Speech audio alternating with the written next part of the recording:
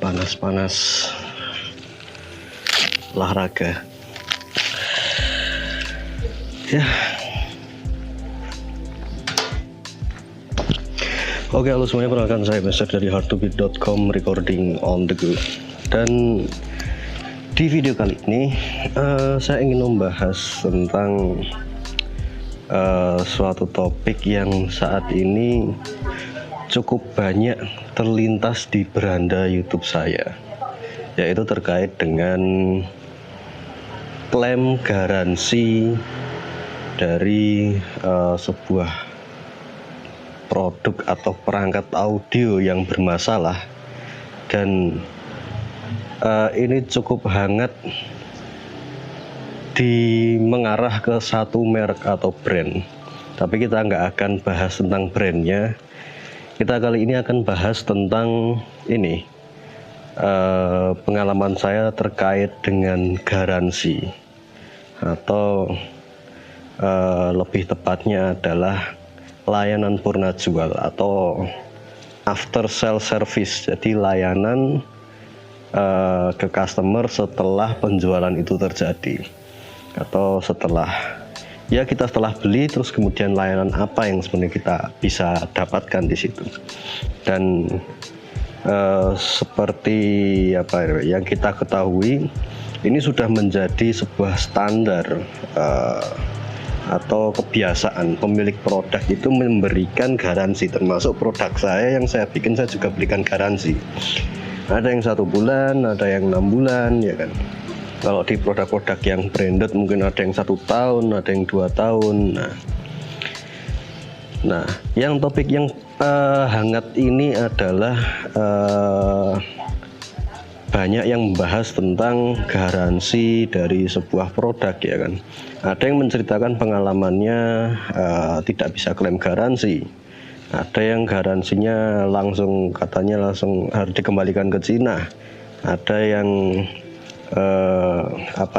tidak ada respon sama sekali. Terus kemudian ada juga yang memberikan edukasi terkait dengan garansi, ya kan, bagaimana cara klaimnya dan lain sebagainya gitu. Nah, ini biasanya channel-channel yang memiliki toko biasanya, ya kan, atau channel resmi tokonya. Nah, ini biasanya memberikan edukasi terkait bagaimana cara klaimnya. Tapi nggak sedikit juga yang gagal klaim, termasuk saya juga pernah mengalami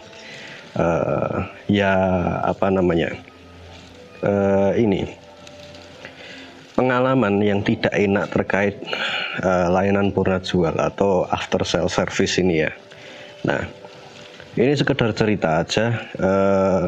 Umumnya, ya kan, garansi itu kita bisa klaim, ya kan, ketika terjadi kerusakan atau mungkin cacat pabrik atau rusak karena kerusakan yang tidak disengaja. Terus kita bisa klaim kembalikan, entah itu ke penjual ataupun kemana gitu kan. Nah, kita bisa pertama mendapatkan garansi servis atau perbaikan kerusakan. Terus kemudian kedua mungkin ganti unit baru, atau mungkin garansi uang kembali. Umumnya seperti itu. Nah, saya ingin sedikit cerita tentang pengalaman saya terkait dengan klaim garansi ini, ya. Dan ini yang membuat mindset saya sedikit berbeda ketika membeli perangkat hardware, ya kan. Saya biasa melakukan berpikir bahwa barang yang saya beli itu umurnya adalah 1 tahun. Umurnya adalah 1 tahun. Dan kalau lebih berarti itu bonus. Nah, makanya saya biasanya hitung. Saya punya barang misalkan mixer A, ya kan. Nah, saya ketika membeli itu mindset saya adalah saya beli ini untuk 1 tahun ke depan. Gitu. Karena umumnya barang yang saya miliki, ya kan, garansi 1 tahun. 1 tahun lebih sehari, dan ini nggak sedikit saya alami beberapa kali. 1 tahun lebih sehari dia akan mengalami kerusakan atau error, atau mungkin cacat di mana gitu. Ini yang saya alami. Makanya saya ketika membeli, mindset saya adalah saya membeli barang ini untuk 1 tahun. Nah, terus kemudian, Saya pernah mengalami saya pernah melakukan klaim garansi, dan ini juga tidak mengenakan juga salah satu brand ya teknologi cukup terkenal di Indonesia ya kan, dan saya masih pakai sampai sekarang, yaitu sebuah laptop ya kan. Waktu itu rusak ya kan. Sebenarnya saya tahu rusaknya itu rusak harddisknya ya, tapi karena masih garansi akhirnya saya klaimkan garansinya ya kan untuk diperbaiki. Dan apa yang terjadi, proses perbaikannya sampai saya bisa ambil itu membutuhkan waktu 6 bulan. Katanya banyak antrian waktu itu.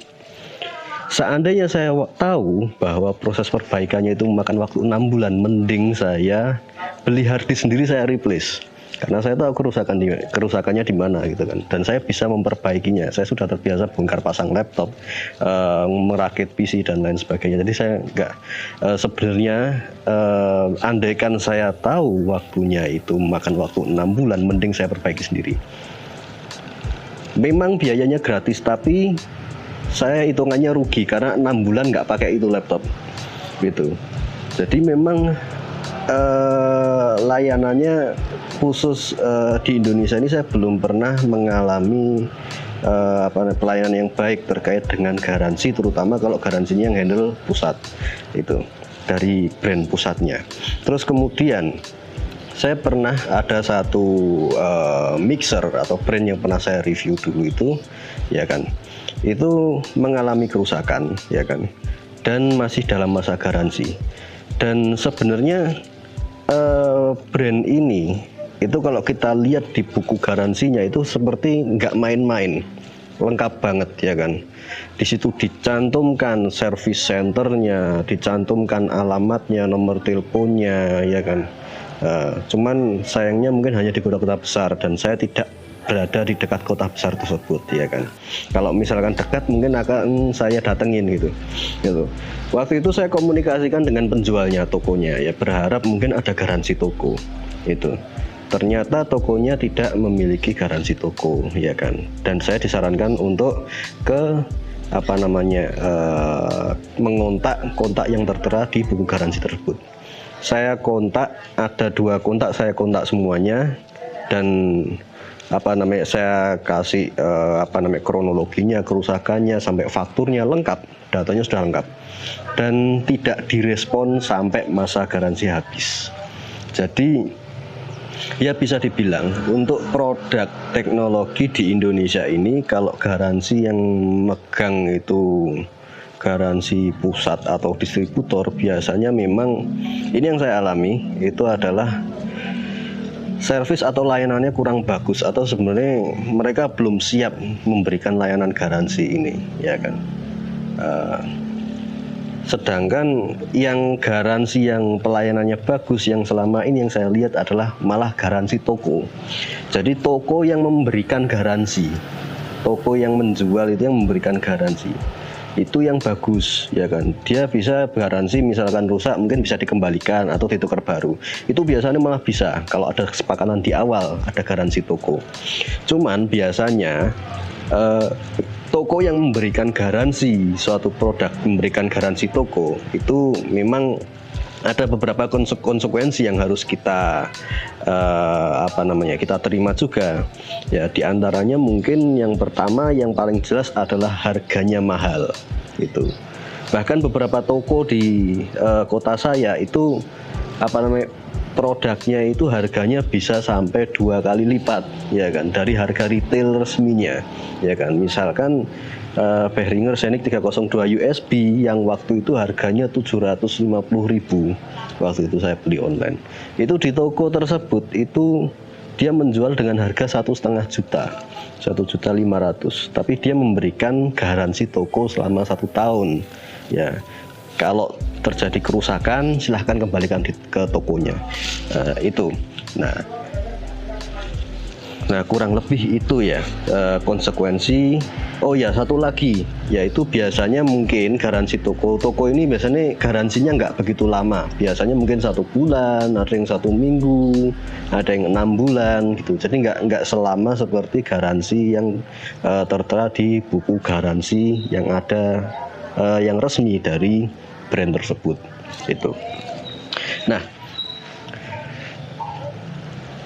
itu beberapa cerita saya, pengalaman saya. Nah, dan ini sedikit yang bisa saya mungkin sampaikan ya kan, apa istilahnya saran dari saya ketika teman-teman membeli perangkat audio atau perangkat elektronik lainnya ya kan. Nah, selama brand tersebut belum ada social proof ya kan terkait dengan penanganan garansi atau mungkin testimoni dari customernya terkait dengan klaim garansi yang mudah ya kan, yang gampang, yang belum ada buktinya ya kan. Nah, teman-teman asumsikan beli produk itu untuk 1 tahun aja. Jadi umumnya yang pengalaman saya banyak produk yang saya beli itu garansi 1 tahun, tapi 1 tahun lebih sehari rusak, 1 tahun lebih seminggu itu rusak. Nah, umumnya seperti itu. Nah, terus kemudian jangan terlalu menjaga atau jangan terlalu percaya, oh ini nanti bisa saya klaim garansinya, ya belum tentu. Maka siapkan juga nanti ketika rusak, malah mending saran saya cari orang yang bisa memperbaiki atau yang servis ya kan, yang biasa servis elektronik itu malah lebih cepat ya. Kita mungkin bayar berapa sih gitu, bayar jasanya atau mungkin bayar spare partnya, itu jauh lebih murah ketimbang teman-teman nunggu lama. Pertama ini, kedua jelas mereka bisa memperbaiki ya kan, apalagi yang sudah pengalaman jelas mereka bisa memperbaiki ya kan. Kalau klaim garansi belum tentu, kita baru ngontak aja mungkin nggak dijawab, nggak ada kejelasan. Dan saya pernah ditolak garansi itu salah satu brand terkenal ya kan, ditolak karena produknya sudah discontinue atau sudah tidak diproduksi lagi. Jadi spare partnya susah nyarinya, padahal itu brand cukup terkenal ya kan, dan service centernya resmi itu. Karena barangnya sudah discontinue, jadi tidak bisa diperbaiki itu tadi. Nah, jadi mungkin itu yang bisa saya sampaikan ya terkait polemik yang mungkin saya rame melihat nonton beberapa di YouTube ya. Ada yang konsumen yang dirugikan, ada yang mungkin toko jadi mengedukasi ulang terkait dengan garansi. Tapi itu cerita saya terkait dengan garansi produk ya kan. Ya, ini hasilnya tadi mana sambil duduk.